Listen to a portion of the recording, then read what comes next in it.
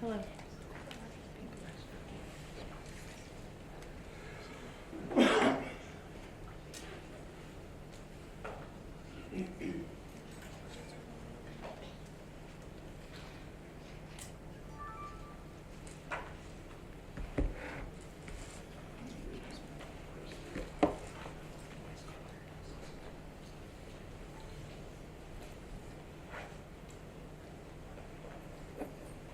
Hi, my name is Lana Dory.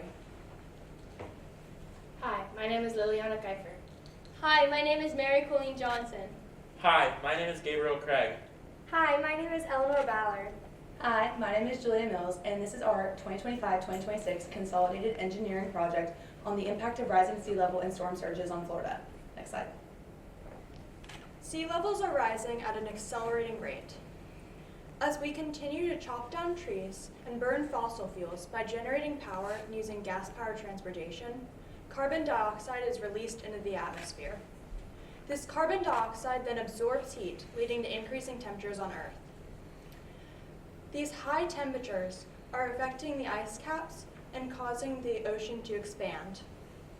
According to an interagency technical report, sea levels are expected to rise between 10 and 12 inches in the next 30 years, which is the same amount they've risen in the last century. Next slide, please. One large reason for sea level rise is Greenland and Antarctica melting. Antarctica is melting at a rate of 136 billion tons per year, mainly in the northern tip and western Antarctica. As deemed by popular media, the Doomsday or Thwaites Glacier is an important one to note. This is because it curves inwards in the middle, making its rate of melting increase. Greenland is melting at a rate of 267 billion tons per year. A nature analysis found that of the 207 glaciers that they studied, 179 of them are melting. Next slide, please.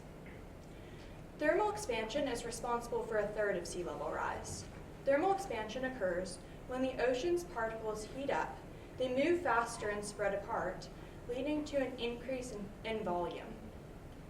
Since 90% of the heat from climate change is absorbed by the ocean, even a small change in temperature can lead to monumental consequences. A decline in groundwater on land is another leading cause of sea level rise. In the United States, half the population's drinking water comes from the ground. However, there are few regulations for the human management of this water, so after its use, it often ends up in the ocean. Groundwater accounts for 44% of water lost from land affecting sea level rise, with the rest of it coming from Greenland and Antarctica. Next slide, please. In order to study sea level rise, NASA uses satellites and tide gauges.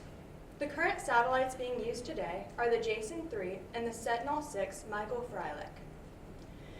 Satellites receive data to measure absolute sea level, or the ocean's height in reference to the center of Earth, versus tide gauges receive data to measure relative sea level, which is the ocean's height in reference to a fixed point of land. Absolute sea level and relative sea level can be compared in order to determine which regions are rising faster or slower than the average rate. Next slide, please. Florida's relative sea level is rising at a rate of 3 times the average. This is because the Gulf Stream is pushing water from Greenland all the way down to Florida, where it bulges up along the coastline due to gravitational pull. Also, the Gulf Stream has slowed by 15% since the beginning of the 20th century, which has also contributed to the Florida's high relative sea level and led to dangerously high tides. Another reason that Florida's relative sea level is so high is because parts of Florida are sinking due to a glacial isostatic adjustment. After the last ice age, a giant ice sheet on Canada melted, causing Canada to rebound, and in turn pushing down parts of the United States. This has led to the sinking of counties like Miami and Cape Canaveral. Florida is also sinking because the limestone that Florida is on has been compacting gradually over the years. Next slide, please. Estimations for sea level rise in the future vary based on different predicted levels of greenhouse gas emission. This is why the Intergovernmental Panel on Climate Change 6th assessment created 5 levels of estimated sea level rise. Overall, they determined that by 2100, sea levels will rise between 0.9 and 3.3 feet. Next slide, please. But in order to assess the impacts of sea level rise, analyses such as the Florida's Rising Seas Mapping Our Future analysis use fixed estimations. For their 2040 report, they used the fixed estimation of 0.25 meters, in which they projected that Florida's sea level rise will impact 1 million acres of land and 205,000 people will have to be relocated, which will put a lot of pressure on inland Florida's public services, healthcare, and transportation.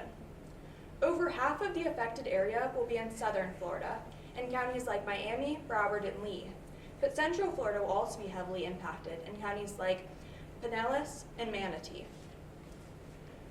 For their 2070 report, they used the fixed estimation of 0.9 meters, in which they determined that 1.7 million acres of land will be affected and 906,000 people will have to be relocated. Once again, this is largely in southern Florida, with 850,000 acres affected and 460,000 people, including half the residents in Monroe County. But counties all across Florida will be strongly affected by sea level rise. In the Northeast, this is counties like St. John's, Clay, and Flagler. In the Panhandle, counties like Santa Rosa, Bay, and Escambia. And in Central Florida, counties like Pinellas, Manatee, and Hillsborough will all be strongly impacted. Next slide, please. Florida is especially vulnerable to the impacts of sea level rise because of its long coastline and low-lying land. Already, half of the 800 miles of Florida's beaches have been critically eroded in locations like the Florida Bay, the Everglades, and the 10,000 Islands. Also, in Apalachicola Bay, Native American shell middens, or deposits of shells and bones, have been completely destroyed by this critical erosion. So those artifacts can no longer be studied. Next slide, please. The coastal destruction has even affected the economy. Every year there are 810 million beach visits to Florida, but with the critical erosion and the harsh weather, the tourism industry will be very affected. And the tourism industry will earn $117 billion less annually by 2100. In certain regions, the property value is also decreasing due to the risk of sea level rise. For example, in Miami-Dade, an average property is expected to lose an average of $14,000 by 2032, which will lead to a decrease in property value of $495 million in Miami-Dade alone. Saltwater intrusion is another important impact to note when thinking about sea level rise. Since Florida is built on porous limestone, saltwater is easily able to seep in and contaminate the groundwater. This can also lead to groundwater emergence, where the groundwater can rise, worsening inland flooding. Next slide. So what are storm surges? Storm surges are the abnormal rise in sea level during a storm. They occur when there's a low air pressure in the middle of the storm that then mounts and rushes towards shore, causing catastrophic damage wherever it goes. You then have the storm tide, which is the net effect of storm surge and the astronomical tide. It does not equal the storm surge itself. So there are a few different factors affecting storm surges. One of those is storm intensity. The higher the wind speed or the higher categories, the more storm surge there will be and the more damage it can cause. There is also forward speed. The faster a storm is moving towards the coast will cause more initial damage, but the slower moving storms will cause more lasting damage as the surge will stay there for longer periods of time. There's the continental shelf slope, which the steeper and narrower the shelf slope is, the harder it is for a storm surge to get over that slope and reach the shore, or the wider and gentler of a slope, sort of like a ramp. It's a ramp for the storm surge to go up and reach the shore. There's also the background sea level. The higher the sea level is when the storm surge hits, the higher the storm surges will end up being. That's why there's a correlation between the two. There's also river flow and rainfall. Typically during storms it rains, and as that rainfall accumulates, it makes the storm surge higher and reach farther, which then increases the flooding in certain areas. There's also the track and the angle of approach. For most areas, if a storm is perpendicular to the coast, it will cause more storm surge and more destruction. But if it's parallel, it will cause lower storm surges. But by a study by Robert H. Weisberg shows that in Tampa Bay, that is actually the inverse. You also have the storm category, which is from 1 to 5. It is sustained wind speeds, not the actual size of the storm. So your storm could be really small but have a really high wind category. The image shows storms rated 2 and 3. The 2 is on the left, 3 is on the right. You can see the difference in color and how it increases the amount and height of the storm surges. The gray is the intertidal zone and wetland, and it goes from blue, yellow, orange, and red, blue being the lowest at 3 feet and red being the highest at 9 feet. There is also coastal shape. If you have a convex shape where it goes outward, sort of like a bulge, it protects yourself from storm surges because there's nowhere for the storm surge to kind of funnel into, versus if it's a concave where it's sort of like a bowl and it scoops up all the water that the storm surge is producing, and it's harder for the storm surge to exit, causing more flooding and damage in the long run. So Bay's image above shows Tampa Bay, Florida. That is really vulnerable because it is a bay and it funnels all of that storm surge into it. There's also natural protection. So things like barrier islands are the first thing the storm surge hits. It's your first line of defense for certain areas of Florida. An example is Big Shell Beach has not only barrier islands, but also has sand dunes. Those sand dunes also provide protection for the oncoming storm surge. The only downfall to this is as the storm surge come in, they flow through the dunes and cause heavy erosion, destroying natural ecosystems on the coast. There's also reefs, which the amount that they block from storm surges depends on the size, shape, and location. Reef morphology is a big part of this. The more irregular shape the reefs are, it is shown to reduce the wave setup and intensity more than formal structured reefs. You also have the image above. The image A shows the wave energy reduction. Image B shows the wave height reduction in 3 feet areas. And then N is the number of independent experience. So you can see the different kinds of reefs and how much they block the different aspects. Next, you have the tidal phases and currents. The time that the surge arrives can play a huge impact into how much damage that can cause. There's high tide and low tide. If a storm occurs during high tide, it is going to get higher and cause more damage. It is also, studies are tending to show that it is lower in the spring and higher in neap seasons. And the image shows shows the components of storm tide, the terminology, and sketch interactions. And image B shows the main interactions between main parts of storm surges. There's also wave setup. Wave setup is the increased mean water level due to breaking waves. So when you go to the beach and you see that little wet line where the waves last reach, that's your wave setup. The higher up on the shore that is, the higher and farther the storm surges are going to reach because you're starting off from a higher point. So why is Florida vulnerable? Florida is especially vulnerable for a few different reasons. One of those is its gradual continental shelf slope. It allows the storm surge to go up on that very easy. It also has a very low average elevation compared to most places. So just even the littlest storm surges can cause way more damage than it would in some other areas. You also have its concave shape in many areas, bays, inlets, and some examples of these include the Tampa Bay, Miami-Dade County, Florida Keys, and the Big Bend regions. Some of the reasons these are most vulnerable are the high population. There's a lot of businesses that invest in these areas, and one storm surge can wipe out and make many businesses go bankrupt. You also have the Karen Clark, which is a catastrophe modeling firm based in Boston, ranked Florida the most vulnerable place in the U.S. to storm surges and said that we could lose up to $175 billion for anybody that invests in it. The World Bank study also suggests that it is the 7th most vulnerable place in the world to storm surges and major storms. As mentioned earlier in the presentation, Florida rests on porous limestone. This can cause an issue for storm surges, as if we build walls to protect us, they can seep underneath the walls, and those walls become ineffective.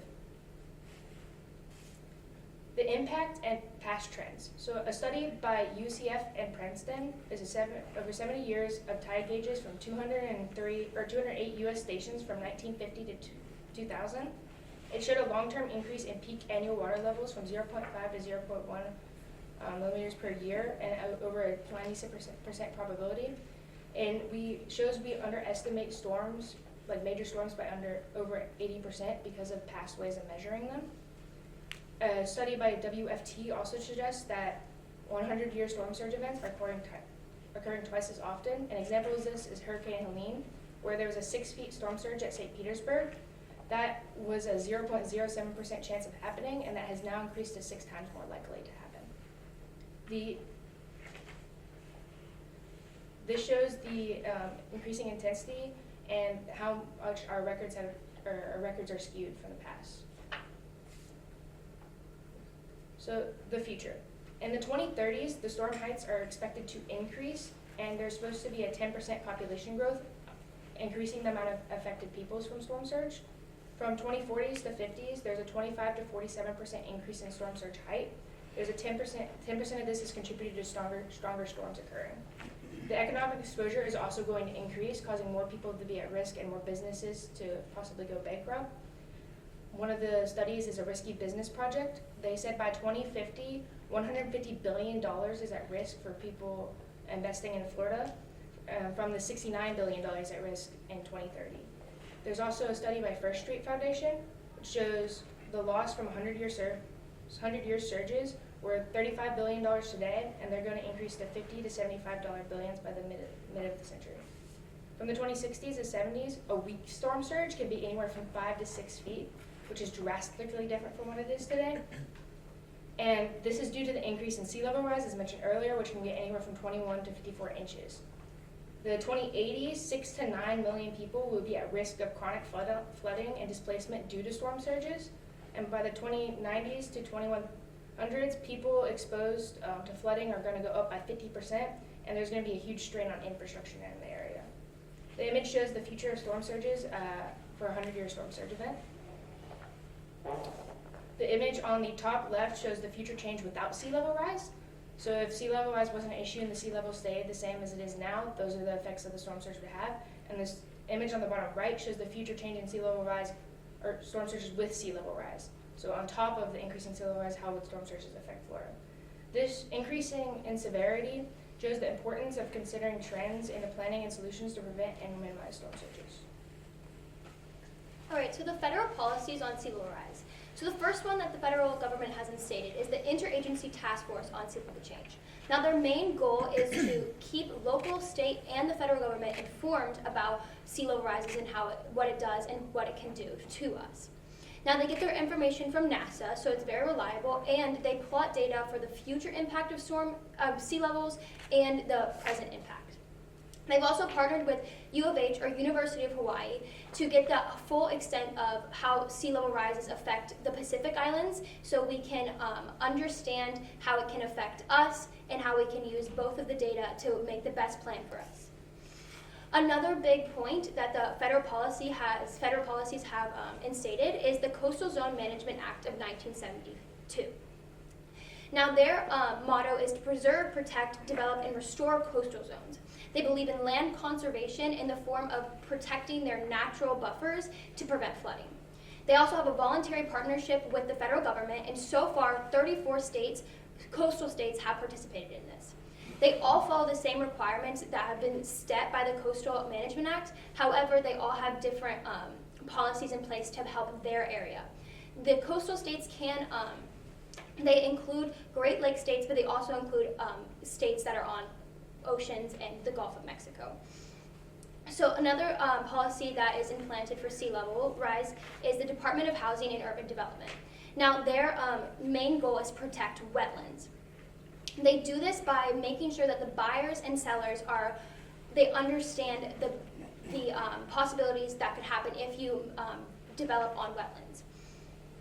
They enforce rules and regulations to make sure that the buyers and sellers understand what can happen if we develop on wetlands. There's also the Executive Order 14030, which their plan, this is instated by the new administration, and their plan is to get carbon emissions to net zero by the year 2050 to help the economy. Next slide, please. So the next thing is federal policies for storm surge. So the first one is the National Hurricane Program. Now their main goal is to show the evacuation and planning effort that can go in to prevent the damages storm surge cause. So one of the ways they do this is by using slosh, meaning sea, lake, and overland surges from hurricanes.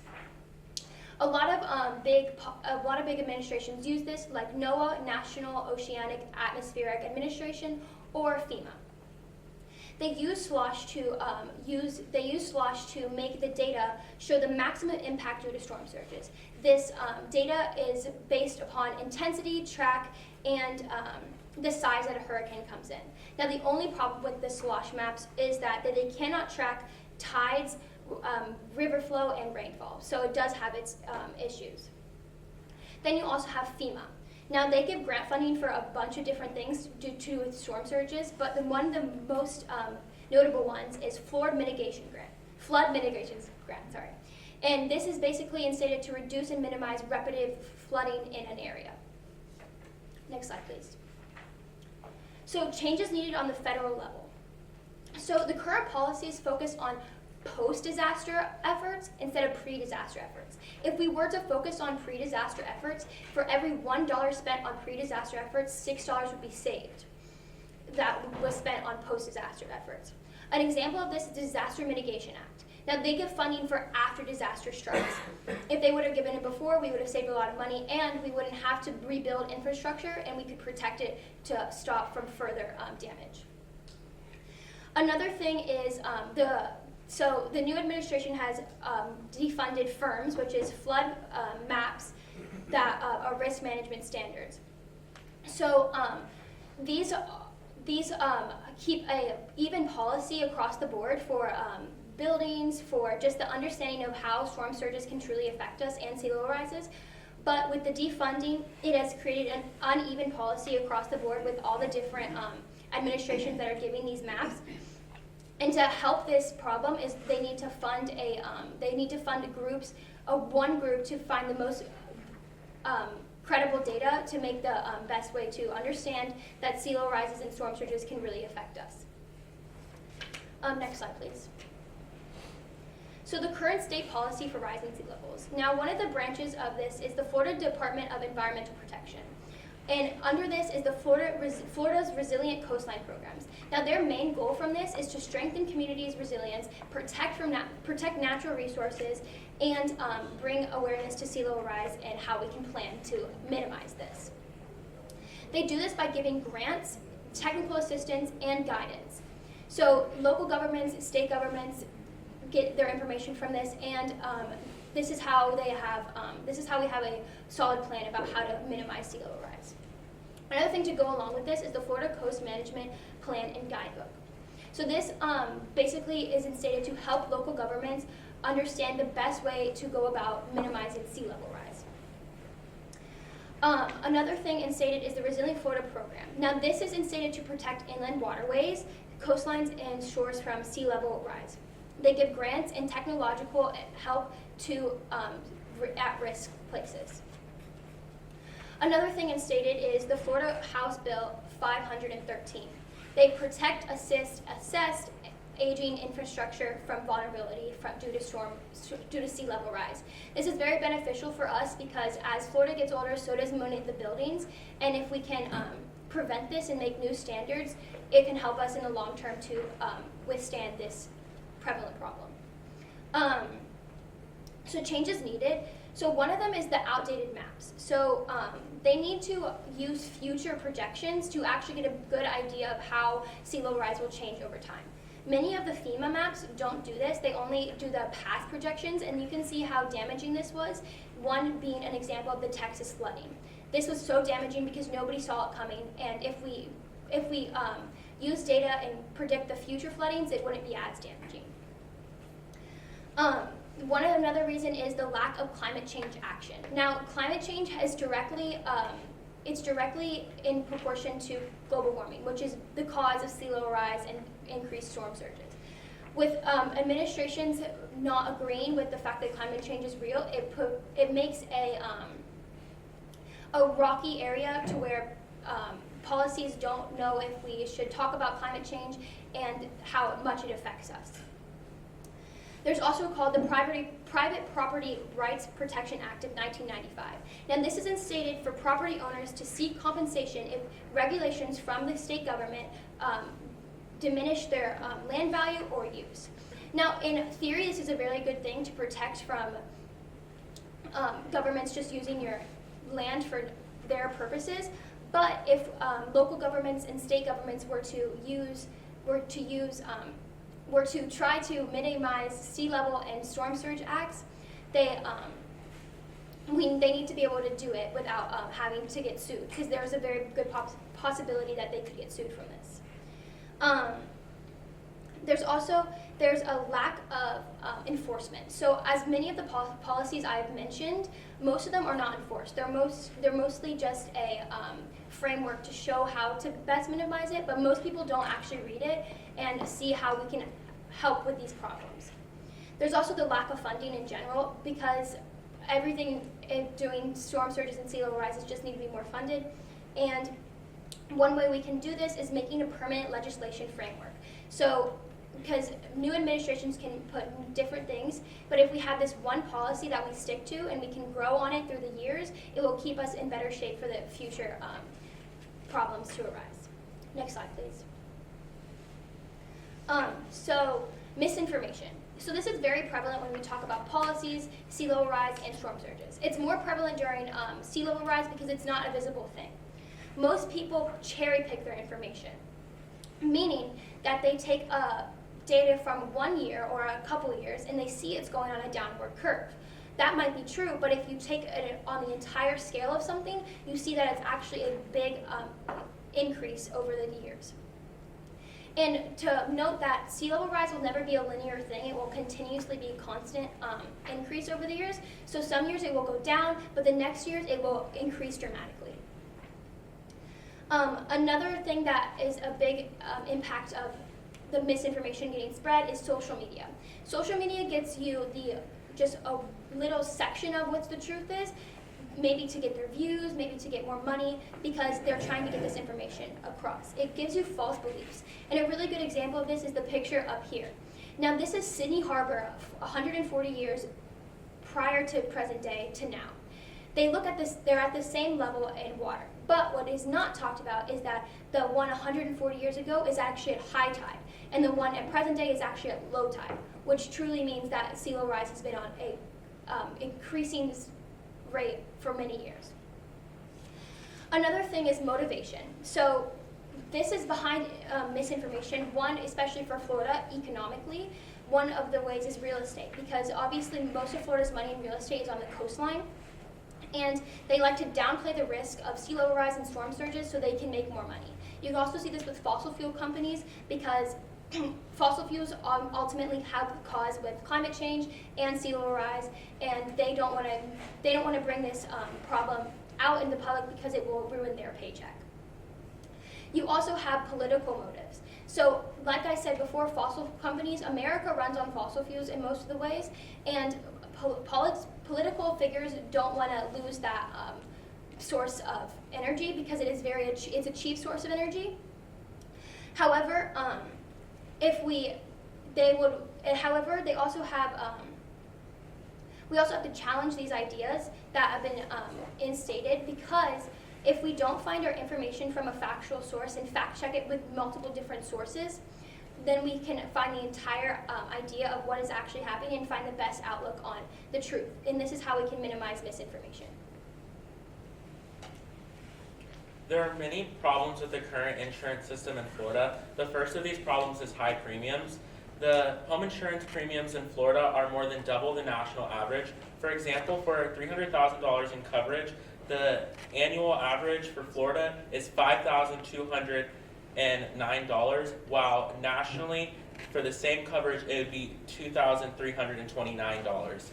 And it can get even worse when you go to local, more high-risk areas. For example, in West Palm Beach, the average home insurance for the $300,000 would be $8,397. And because of this, many insurers are choosing to leave the state. For example, 16 have withdrawn and 16 have gone bankrupt in Florida because they can't pay after a massive hurricane comes through and destroys a lot of property. And a lot of the policies and their premiums are based on past environmental data that don't account for the increased storm surges. So they're having to pay out of pocket for a lot of the claims. Next, with the Citizens Property Insurance Corporation, also called CPIC, it is a last resort hurricane relief corporation, and their policy count has quadrupled in under a decade, and it sits at about $1.1 million right now. And it's easy to see how a lot of pressure is being placed on government agencies. Next, the National Flood Insurance Program, also called NFIP. It provides flood insurance because only 3% of private insurance policies actually cover flood insurance. And their data is based on the FEMA maps, which can be outdated. This is a problem, as we can see in Hurricane Michael. The FEMA flood maps were based on 2009, so they faced a loss of billions of dollars. Next slide. So some fixes of this would be climate projections that are based on estimated sea levels and climate change in the future instead of basing it on past data like the Hurricane Michael when they based it on 2009. And then also weather forecasts can get finicky whenever you use data from back in the day. And so we should use new climate estimations and formulas for weather forecasts. And with NFIP, private insurance policies, they can promote private insurance for flood insurance instead of placing it all on NFIP. And then policymakers could require flood insurance in high-risk areas because in some areas, some high-risk areas in Florida, only 42% of houses have flood insurance. Next slide, please.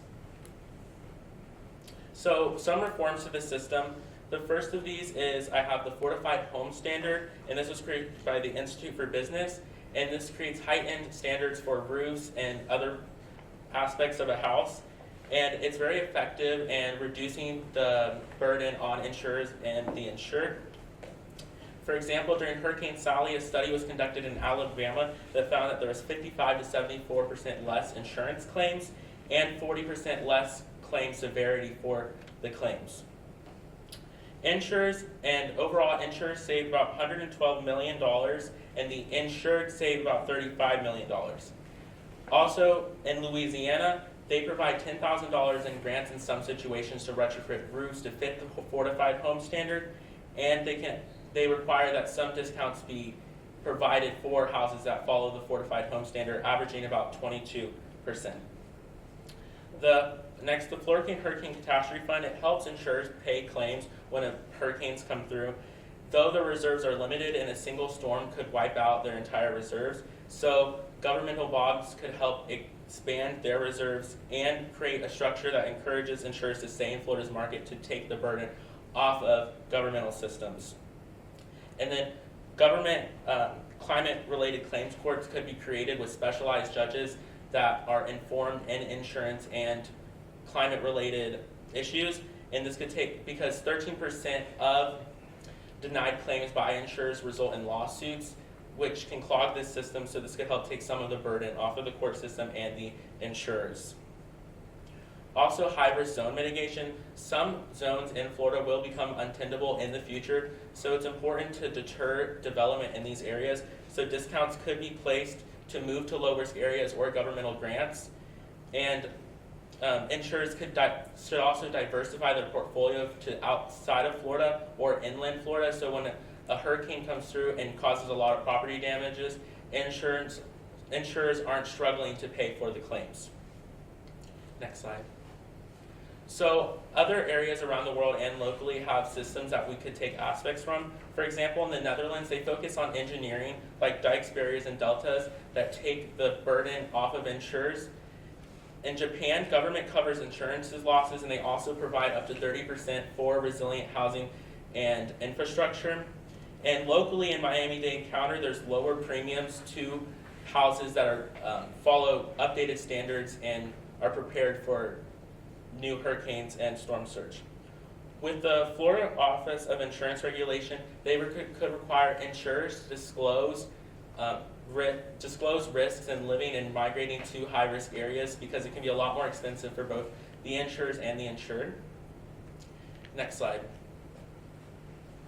In conclusion, we should be proactive in how we fix this issue because it will only get worse.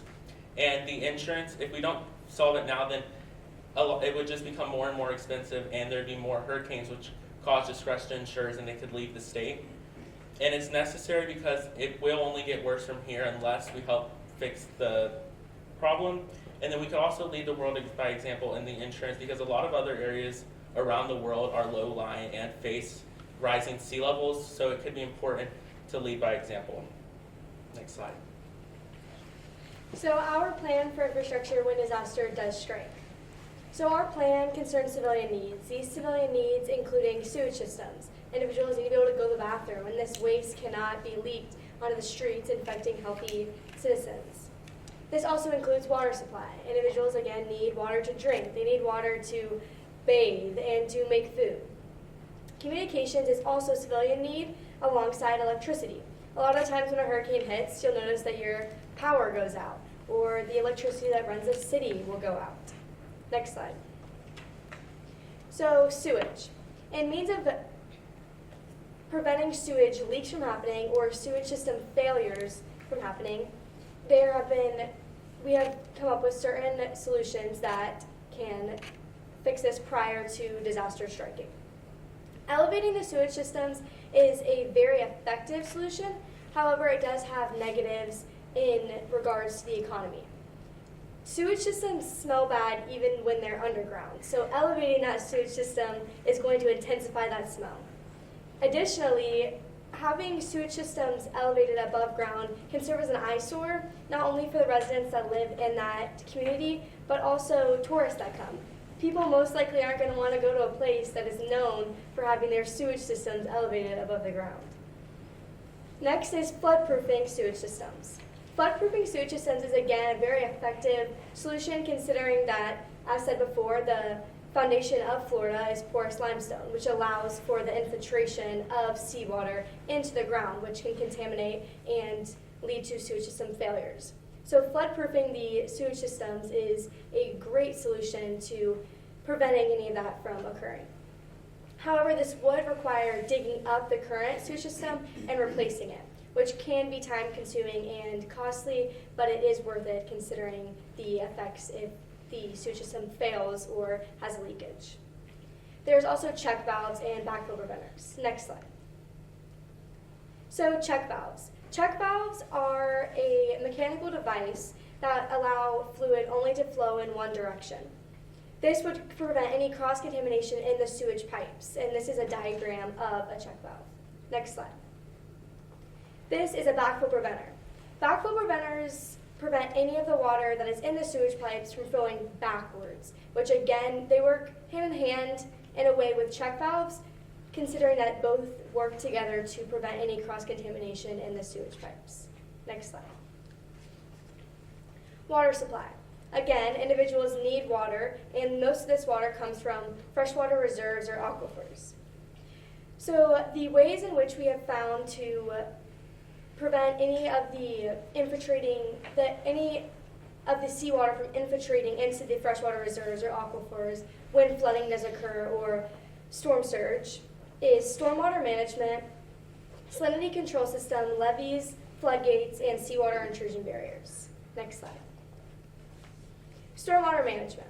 Stormwater management is essentially having a designated place for that floodwater to go.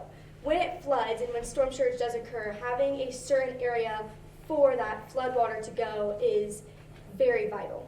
Here is a picture depicting having a drainage system where that water drains into a certain area. Next slide. This is a picture of, instead of it draining into a larger body of water, considering the Gulf which we have, it would drain into a pond, which is a designated place for that water to go. Next slide. Salinity control systems. Salinity control systems are very important, considering that even despite any efforts to prevent any of the infiltrating of seawater into the freshwater reserves or aquifers, if that does occur despite these efforts, salinity control systems are very important. Salinity control systems manage and reduce the concentration of salt in the freshwater reserves when and if saltwater does intrude, essentially purifying the freshwater reserve that has freshwater in it. The cost is roughly $39,000 to $300,000, depending on how big the salinity control system is and how you are putting it into the sewage system and how that sewage system has been built and how old or how new that sewage system is. Next slide. A levee. A levee is an embankment or a wall built to direct, control, or contain the flow of water from flooding, essentially preventing flooding from happening. This is important, again, because in the sense of protecting water supply, most of it comes from flooding, and when that flooding happens, it infiltrates into the freshwater reserves and aquifers and contaminates it. So getting rid of any flooding and preventing that flooding is very important. Next slide. Floodgates. Floodgates are another way of preventing flooding from happening. Floodgates are gates that open or close to water. They can be electric or non-electric. Of course, the electric are more costly than the non-electric, but it just depends on the area and what you are willing to spend on the problem. Next slide. Seawater intrusion barrier. Seawater intrusion barriers are a method of slowing down or preventing the movement of seawater into freshwater aquifers. As depicted in the picture, it is a diagram of a seawater intrusion barrier, and it shows how the water is stopped from going into that freshwater. Next slide. Communications. Communications are a very important part of this plan in the sense that when communications are done properly, it minimizes a lot of the chaos that would occur as a result of storm surge. And pre-storm communications are a very important part of this plan.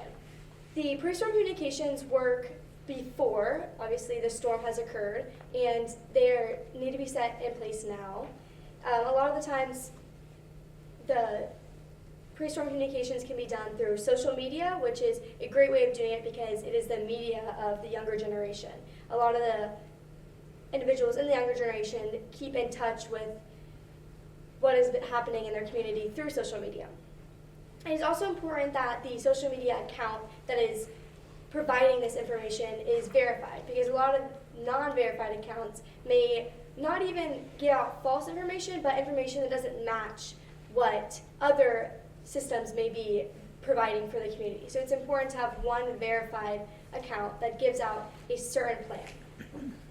SMS alerts are also a way of doing this. SMS alerts are direct text messages to a phone, which is also important because most of the individuals in the community who are blessed have a phone that they are able to communicate with the community with. Traditional media is also very helpful. A lot of people in Florida in the older generations have a radio, and the radios work despite maybe the power going out. So it's important with radios, when the storm surge does hit, they can be informed of that. Maybe if they weren't keeping in touch pre-storm communications, now when that storm has happened, they can still be informed of the plan that has been set for the community. Clarity is also a very important part of this plan. Again, you do not want multiple plans going out because, again, that just intensifies chaos, which is not beneficial for the community. Next slide. Electricity. So when a storm surge hits, it's likely that the electricity is going to go out. And ways to prevent that are very important.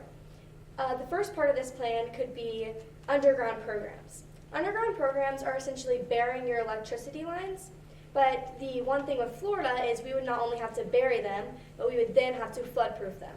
So it's very important to take both of those efforts because, again, because of the foundation, the water could infiltrate through and ruin the electricity.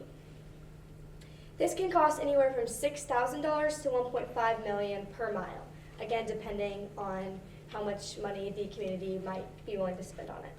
This is, again, despite other efforts to solve this, it's underground, so it doesn't elevate it and serve as an eyesore. So it is good for the economy. It doesn't affect the outlook or the aesthetic of the town.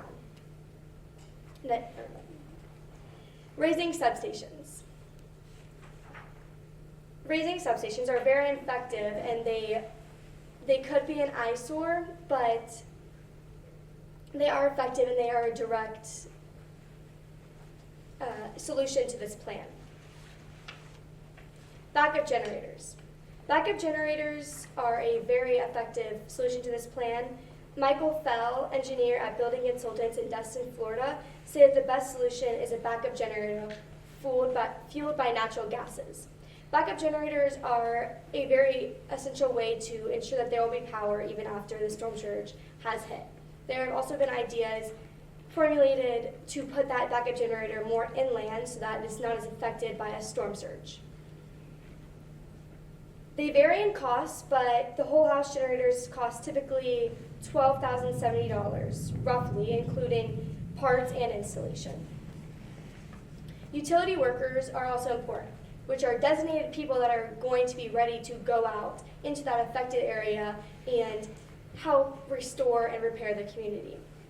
The utility workers that have been previously used in examples, for example, Hurricane Irma, they used people from other communities. And you'll notice that in other states, people will come with their utility team and come help other areas that have been affected.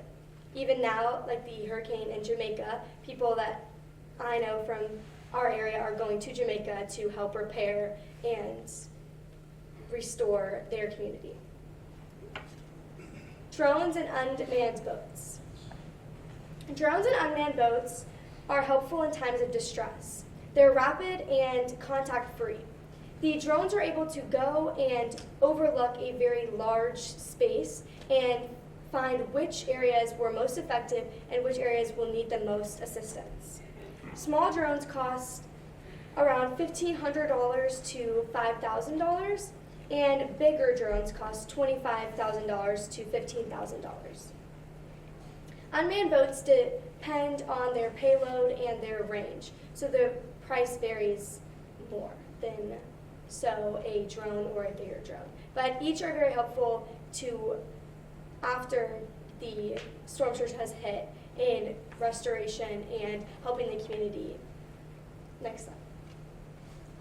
So our plan to mitigate the impacts of storm surges and when storm rises, when hurricanes hit, has 3 different solutions. We have our construction-based solutions, our natural infrastructure, and our logistic-based solutions. So for our construction-based solutions, there is stilt houses, temporary walls, underground power lines, and reinforced seawalls. For our natural infrastructure, there is artificial reefs, breakwaters, mangrove restoration, and living shorelines. And then for our logistic-based solutions, we have choosing construction location, the importance of research, having emergency funds, proper preparation, choosing the proper foundations for buildings.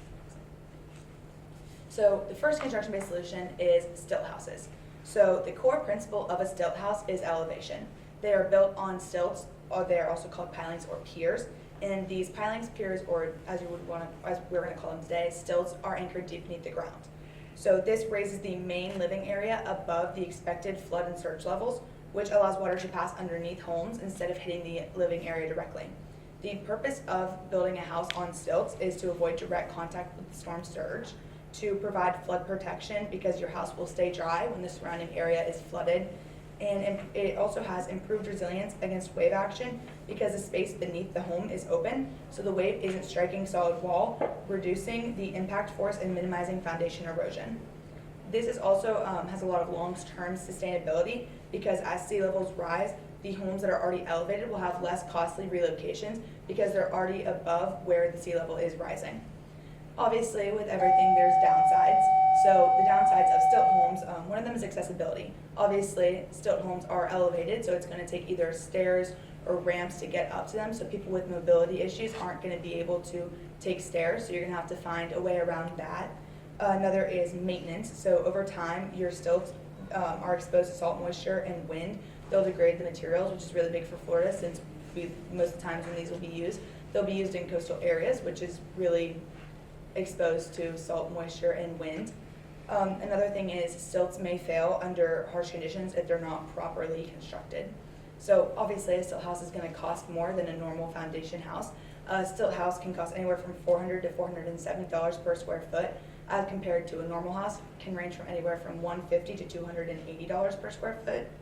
The factors that affect your cost will be your location. So if you're closer to the coast, you're going to have stricter building codes, which means that it's going to be more expensive. And stilt homes do also require a lot of structural upgrades, causing your construction time to be longer than if you have a normal foundation house. Next slide. So our second construction-based solution is temporary walls. So a temporary wall is a wall that's able to be deployed quickly before a storm or hurricane hits to protect infrastructure and property. So our first example is a HESCO barrier. A HESCO barrier is used primarily in areas at risk of rapid flooding because they're able to be built to different heights and lengths very quickly. They've been used throughout Europe and the US, and they've been proven to help reduce the impacts on infrastructure and help protect your infrastructure more effectively. The pricing does vary significantly based on the type, size, materials, and the order volume that you get. They can range anywhere from $9 to $50 per unit, and they've been mostly used for military or civic projects. The next example is an aquafence. So an aquafence is made using lightweight composite wood material that uses the weight of incoming water to stabilize your barrier. So as the water rises, your barrier becomes stronger. This doesn't require any reinforcement material, which is really good for areas that are a lot more compact. Since you don't have to have big reinforcers, the wall will just go up and it'll protect your infrastructure, which is really important for compact areas. This does cost a lot more because of the convenience of no reinforcers. It can cost anywhere from $300 to $700 per linear foot. An example of this being used is at Tampa General Hospital. They have an aquafence system that costs over $1 million. Another example is the trap bag, which relies on strength and mass to protect your infrastructure. They are pentagon-shaped bags filled with gravel or sand that create a solid wall when they're assembled. Our final example we have are the Mayan Mount modular flood barriers. These use interlocking panels to create a seamless flood wall that they connect to each other, and they can be easily adapted to whatever shape and size you need. And they're very effective for protection of individual communities. Next slide. So our third construction-based solution is relocating power lines. So power outages are one of the most immediate and disruptive consequences of natural disasters. They are caused by high winds, falling trees, and flooding. So the process of installing your power lines underground is the first step is going to be burying electrical cables beneath the ground. The cables will be placed in protective conduits or duct banks. They are connected to underground transformers, junction boxes, and switchgear. This protects them from any physical damage that they'll face above ground, and this is really good for hurricane-prone regions like Florida. This does shift your system exposure from above-ground threats like wind and rain to below-ground threats like flooding, which is specifically water intrusion, because if the water gets into your junction boxes, it can cause a lot of damage, like corrosion of your materials, and it'll degrade your materials, which will then mean you'll have to dig up your junction boxes and your underground power lines to restore them, which does cause a longer restoration process. They are also more expensive than traditional overhead systems. The cost includes not only the installation of the power lines, but the excavation of the site, permitting, and relocation of other buried utilities. So the repair times are also a big issue because the fixing of these underground power lines requires not just going up to fix the power line, but it requires digging up your power lines, replacing them, and then reburying them. So for Florida specifically, Florida Power and Light has many programs and processes to underground power lines. FPL has said that undergrounding provides 50% less likely, they're 50% less likely to experience day-to-day interruptions and overhead power lines, and they're also, underground power lines perform 14 times better during hurricanes and tropical storms than traditional overhead power lines. So their FPL has multiple programs. Their first program is their Storm Secure Underground Program, or the SSUP program. FPL will identify and select neighborhoods with recurring reliability issues, and they will replace their overhead systems with underground systems completely at the cost of FPL. The second program does involve a customer requesting the conversion from overhead to underground. This is where the customer will pay for their own undergrounding of their power lines because they're requesting it for themselves. This can range anywhere from $500,000 to up to $4 million per mile, depending on your construction conditions. FPL does charge a flat fee of $651.49 for standard residential conversions, and this does usually take 2 to 3 weeks to completely do a conversion. There's two examples I have of underground power lines being used in Okaloosa County. One is on Eglin Air Force Base. Their entire flight line has underground power lines, which is really important for the flight line when planes need to be taking off. Obviously, you don't want to hit a power line, but in cases of emergency when power lines do go down, theirs are already protected underground, so they'll be easily able to take off and land without any worries. And also, a majority of new infrastructure being built in Okaloosa County has underground power lines as well. Next slide. So our final construction-based solution is reinforced seawalls. These are primarily used for coastal defense. They are concrete walls that block waves and excess water. The modern design is curved at the top as it reduces overtopping by up to 50%. The walls allow water to bounce off and return back into the ocean when storm surges happen. The newer seawalls extend deeper into the ground to prevent seepage beneath the wall, which is a lot more effective. So the water is stopped from above with the curved design and stopped below with deeper seawalls. Seawalls are now being built with high durability materials that are fiber reinforced, such as fiber reinforced concrete or steel coated materials to withstand the saltwater corrosion. So a cost for a reinforced seawall can range anywhere from $5,000 to $25,000 per foot. An example of this is Miami Beach has a $20,000 per foot reinforced seawall that they've planted in their environment. So a few problems with reinforced seawalls is they accelerate beach erosion because they reflect the wave energy, and this has a lot of impact on the habitats of animals in the area. There is, however, a solution to this problem with hybrid seawalls. For example, St. Augustine uses a hybrid seawall that protects its historic district while reducing the ecological impacts. Next slide. Now the natural infrastructure. So the first example of natural infrastructure we have is artificial reefs and breakwaters. So artificial reefs and breakwaters are constructed from modular units, for example, concrete reef balls or low carbon reef blocks that act as submerged wave buffers, dissipating wave energy before it reaches the shoreline. This also provides a natural habitat for marine life, which will help ecosystems. This is most effective when it's arranged in multiple rows, and this is also really beneficial in Florida, specifically the Keys, because this can restore ecosystems while being coastal protection. The artificial reefs are healthy for ecosystems, meaning they're unobtrusive as compared to seawalls that are being built in the middle of ecosystems. So a cost for an artificial reef or breakwater can cost anywhere to $2,000 to $10,000 per foot. An example of this is the Reef Ball project in Miami-Dade.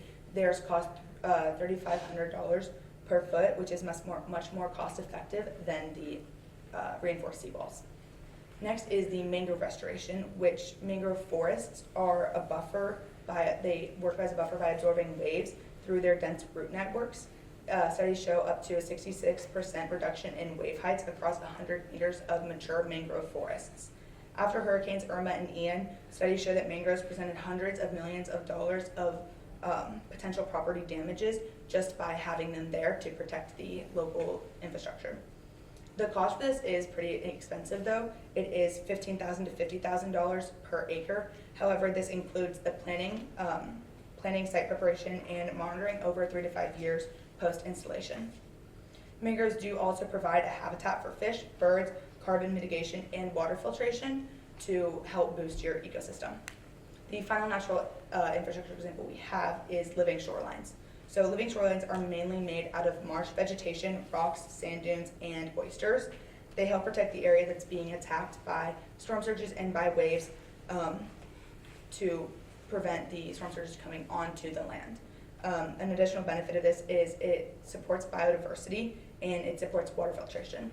So the cost for a living shoreline, the marsh blending can be anywhere from $15 to $30 per foot, and an oyster reef can range anywhere from $50 to $150 per foot. A study from USACE shows that living shorelines have reduced retreating shorelines by 50 to 70% over a 5-year period. Next. So our overall construction plan has 2 different parts. So obviously we want to emphasize the use of natural resources because they're the most environmentally sustainable and very cost effective. Next slide. So this is an example of gray infrastructure. This is just using a reinforced seawall and using more construction-based solution. This is obviously going to be more useful in areas that are really built up already that can't use the natural infrastructure that we just talked about. This is an example of this is Miami. They have a lot of already built infrastructure and they won't be able to utilize the natural resources. So this is where you would have your construction-based infrastructure. Next slide. Next example is green infrastructure. This is only utilizing the natural infrastructure that we just talked about. This is better for areas that are more rural and they don't have as much already built up infrastructure, such as just areas, specifically it can be used in Okaloosa County as well as other areas throughout Florida. And next slide. This is the most effective, however, this is the hybrid. So this utilizes both the reinforced seawalls as well as the natural infrastructure, which the natural infrastructure will be your first line of defense, and if all else fails, your reinforced seawall will be there to take everything away from the shoreline. Next slide. So now our logistic-based planning. So one thing that's really important when you're choosing where you're building things is your construction location. So you need to choose a site based on elevation, distance from the coast, historical storm data, flood zone classification, soil stability, and emergency routes. So the first factor, elevation.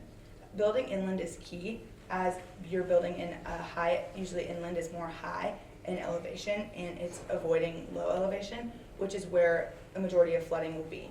So Miami Beach, for example, is a really low elevation area, which you want to avoid building there, even though it's really pretty. It's going to flood a lot faster than areas like Ocala and Gainesville that are a lot higher and less prone to storm surge. And another thing you need to consider is flood zone designation. So FEMA provides flood insurance rate maps or firms that classify areas. So the first classification is VE, which is a coastal area with high risk from wave action and storm surge. The next classification is AE, which classifies the area as flooding from a 100-year storm event.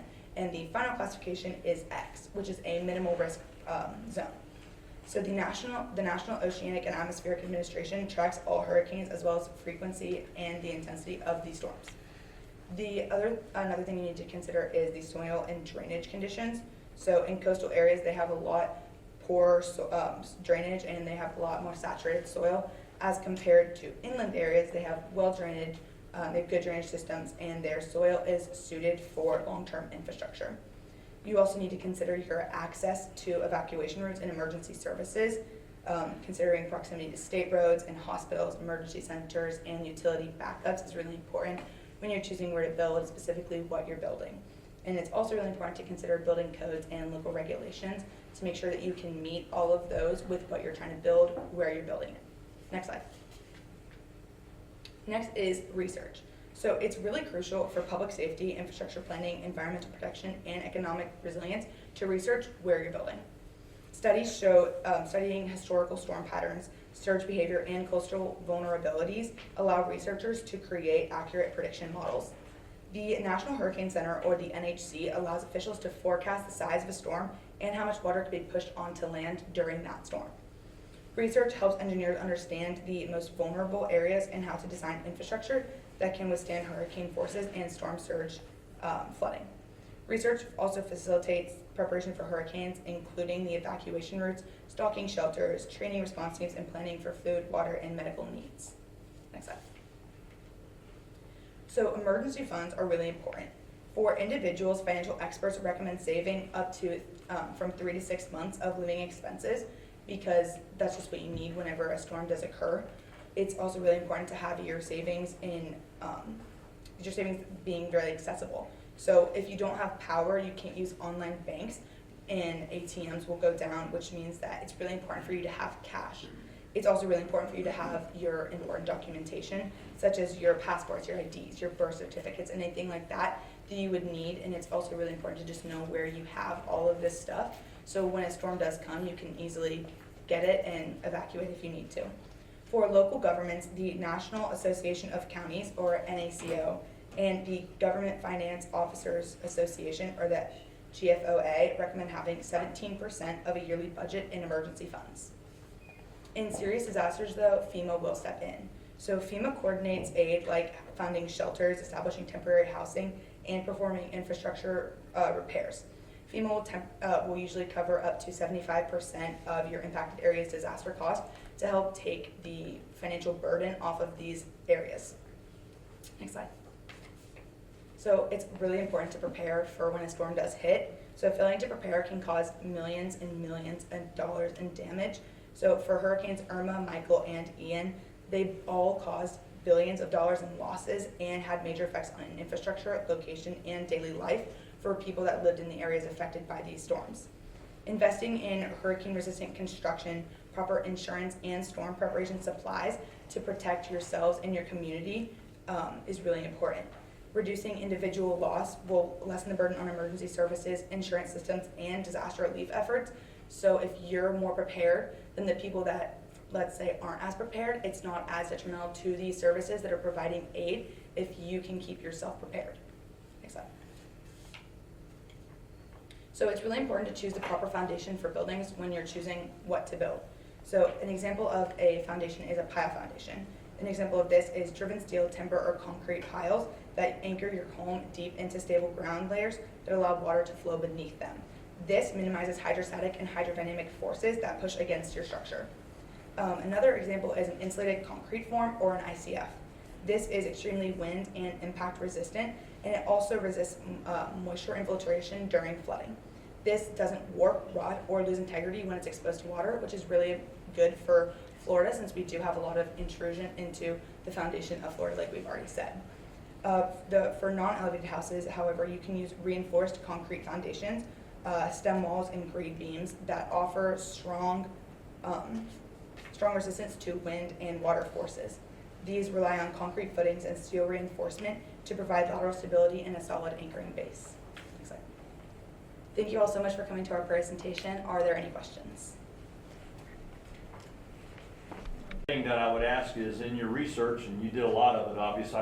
I mean, I'm looking at this thing right here, and that's not light reading right there. Did you look at counterpoints? Meaning, some say global warming, some say no, not so much. It's just that. So, did you look at those counterpoints, and did you come away with a balanced view? How would you describe that balanced view? I would describe the balanced view to be more of, we have to get the facts of the truth facts. So if you look at different websites, I try to look at more of just like a scientific website more than like a more biased website. That's how I try to do it. And so what I've found from looking at multiple websites to find this information is that global warming and sea level rise and sea level and storm surges have just been on an increase through the years to come, and will continue to increase if we don't do anything to prevent and stop it. Thank you. I found that it was very important to always make sure to check my sources with a different source as well. So even though some person might say that, sea level rise or whatever isn't happening, then I try to see, like, I looked up, like, do those people have any validity to the claim? Like, do they have versus, and then seeing both sides of the story. And so whichever one had the most evidence behind it and the most people stating that. Yeah, we definitely tried to look at, a lot of us looked at like scientific journals, scientific publications, and looked at the data tables and the numbers, and took that from another source, like they were said previously, and kind of compared that and say, do these numbers match? And then do what they're saying match what the numbers are saying? Because I've seen sources that, show me the numbers and say, but this doesn't really count. So it's definitely just like a matter of looking at your sources, looking at who's speaking and what bias might they have. And so for brevity's sake, we obviously didn't mention all of our sources. The full list of them is in the paper, as you've probably already seen.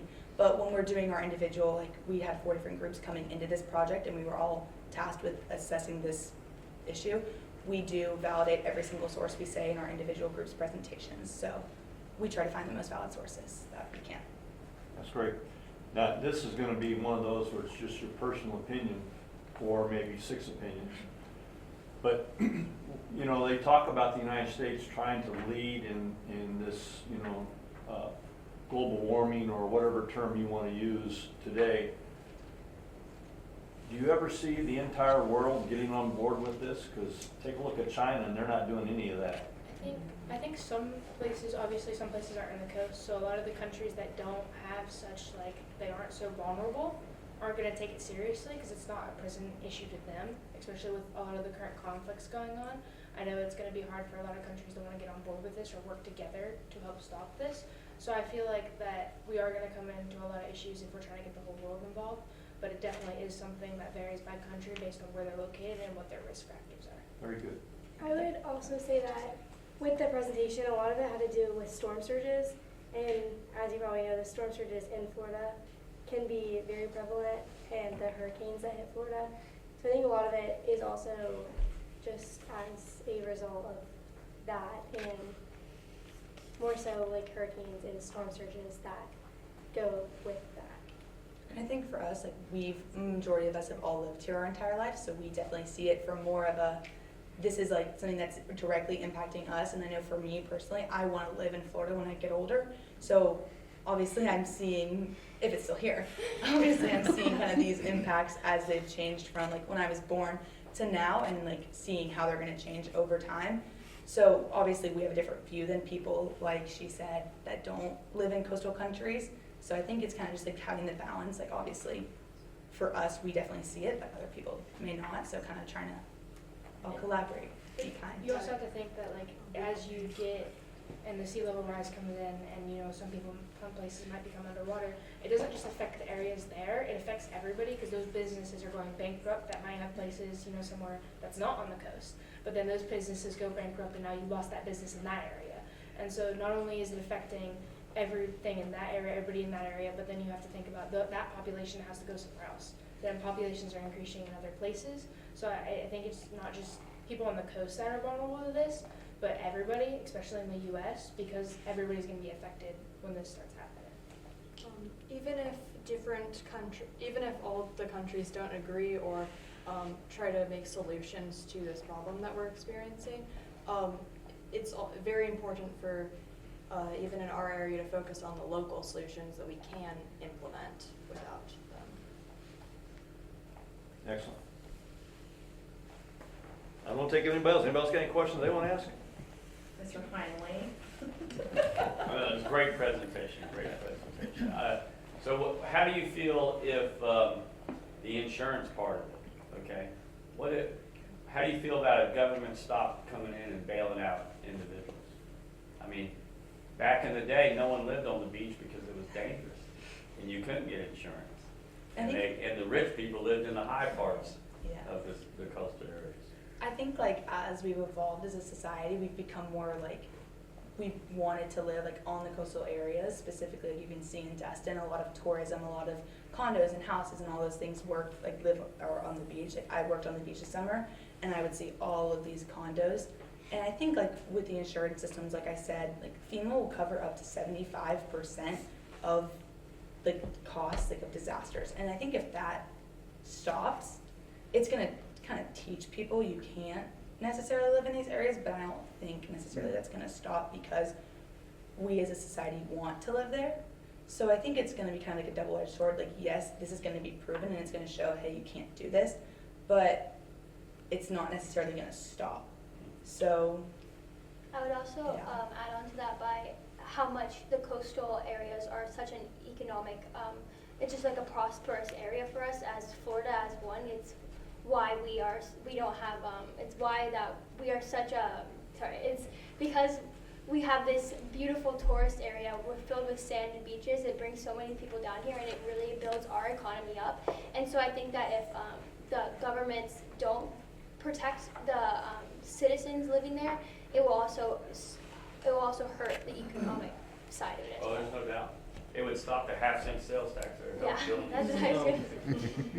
The solutions, so another way is just, instead of just helping people move away, is to promote not actually moving to the coastal high-risk areas anyways, because most big cities are placed on a coast, and so just in the future, instead of trying to urbanize those areas more, urbanize more inland areas, instead of focusing on building up the coastal cities. In your research, did you find anything about removing the natural seagrasses and that land on the beach here? You know, in our area, they're stripping that away so they make it nice and pretty for the people. Did you come across any studies like that? I would more say that side of things is more economic. They're most likely doing that because natural infrastructure and natural barriers help a lot with the like storm surges that can occur. So I think that side of things, like Noriega Point, maybe that's what you're talking about, how they're stripping that down more and making it more more infrastructure that is built on it, that I would say is more economically driven than necessarily protective. In the interest Motivated. of stopping storm surges and preventing that. Economics. Yeah, I definitely would say that is because, as we've said here, that the natural resources are one of the best way to mitigate the disaster that storm surges cause, and so we, as a state and as the citizens, should not be doing that to best help us as our hard infrastructure can stay safe. So. Well, great job.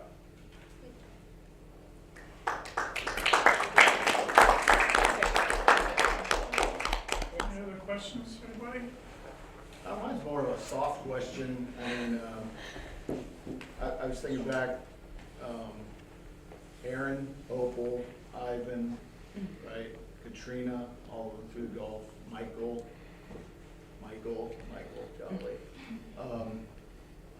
If you had, if you were blessed, I heard that word used in there, and if you had the financial resources, would you, after this 96-page study, which you all did very well, by the way, very, very nicely done. I know Mr. Hernandez pushes you very hard, but obviously there's a lot of that energy coming from each of you as well, so very impressive. Would you build your house on the coastline? I think ultimately everybody has their own reasons for it. Like businesses, obviously, if I was running a business, that is a smart idea, especially really high businesses. You know, they are allowed to put that money on the line because if they lose that, the risk is worth the reward for them. I think as a person that doesn't have that much money and wouldn't have that much money, I feel like it's for me safer to move farther inland and just visit the coast. It's the risks for me are not as are not worth the benefit. So I would also say that it just really depends on how much joy the coast may bring you. Like if, like she's saying, like if the pros outweigh the cons in that sense, like what you're willing to lose. Personally, I would live on the coast because I love the coast, and I'm willing to possibly lose my house and start from ground zero again. So I just really think it depends on like how, like where your heart is in that decision. But there's a That's good easy to chance say that when you you're 18. Yeah, very easy to say when I don't pay bills. Yeah, how many times can you afford to go through redevelopment, rebuild? And that is a good point. Some people are done like 10 or 12 times already. And I think at that point, if that keeps occurring, like Hurricane Michael, we lived in the water in Destin, and it did destroy a lot of the infrastructure of our house. And so I know that was very hard for us to like combat rebuilding a lot of different areas of our house. And so I think it just really, that we did move to Niceville, so I mean, I'm not sure. I also think like you put protective measures in. If your house gets destroyed 12 times, what are you not doing to protect that? Like Julia said, there's so many different solutions that you can use to protect it, that if you're willing to invest this much money to live on the coast because your heart belongs there, I feel like you can save up a little bit more to protect what you then have built on the coast. So it is not getting destroyed and you have to rebuild it and waste more money when you could have just started off that way. And that connects to what I said with like the fortified home standards shown in Louisiana, Alabama. If you build your houses to be more resilient to hurricanes, like seen in Alabama, there's 55 to 74% less claims. And so that shows that people's houses aren't being destroyed as much when they update their house to the current climate. And I think for like, especially with the kids in this class, like we did this project. So now we kind of know what you need to do. Like if you want to live on the coast, this is what you can do. And if you don't want to live on the coast, this is also what you can do. And like for me, we live 30 minutes away from the beach. And we don't live on the coast, but we live close enough where I can drive to the beach and spend the day at the beach, but I don't have to drive 5 hours to get to the beach. And like I said, I want to live in Florida, and I want to, like, this is where I grew up, this is like where my home is. So for me, I would like to say I would want to live on the coast, but again, with like having to reconstruct our home multiple times, I don't really want to have to deal with that kind of cost. So I would say I would live decently close, like a 30-minute drive, but also in an area that is protected. Like I feel like specifically in like northern Niceville, Crestview-ish area, that's a lot more protected because you're farther from the coast, but you're still only like a 30-minute drive. So that's where I would say I'd build. But yeah, Was that's this me. topic given to you, or did you guys decide? This was given to It was us. given to us. The first day of school, we Very- walk into 6th period, Very sit pertinent down. to our area. And just a side comment, I was recently over in St. Bernard Parish, Louisiana. I don't know if any of you ever been over there or not. But a lot of things that you talked about they're doing. They had seawalls, artificially made seawalls, plus most of the homes that I saw were on stilts, some as high as 30 feet. It was pretty impressive. You guys mentioned that. After this project, would you be willing to buy property in the Keys? Absolutely not.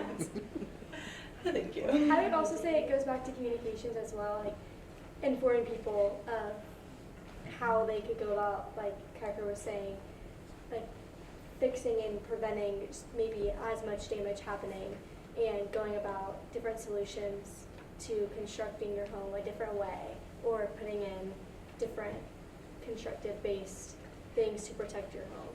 So I think that is also important to inform people on different ways. Any other questions?